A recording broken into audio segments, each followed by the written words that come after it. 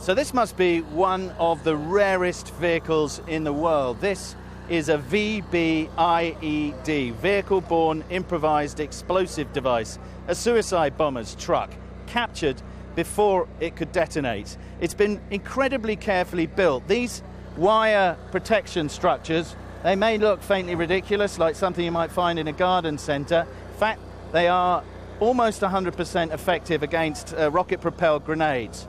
Going head-on, this would have been very hard to stop with a standard infantry weapon. All of this is homemade armour. It's been welded on, again, to allow the vehicle to get through.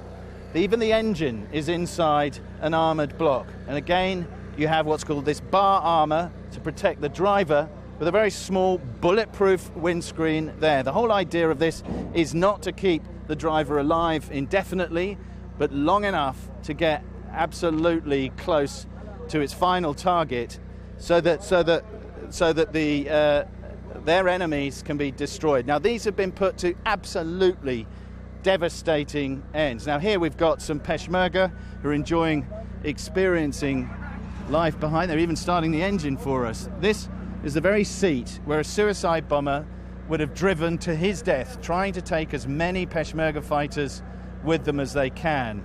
This is a standard suburban vehicle that has been turned into one of the most fearsome weapons in this war of improvisation.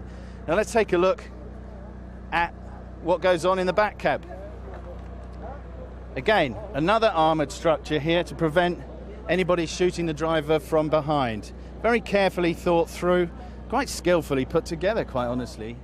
A pretty frightening notion. Now packed into this and protected again by yet more armour against premature detonation. Even the wheel hubs have got covers over them. The whole idea is that this vehicle mustn't be stopped until it can be finally stopped in a devastating moment.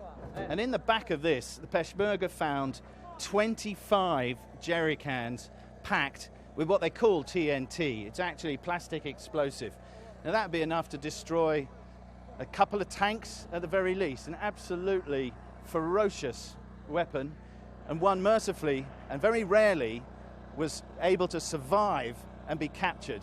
This is not only a kind of result as far as the Peshmerga are concerned, it's also an incredibly important intelligence tool. By deconstructing how this was put together, they can better figure out how to destroy it.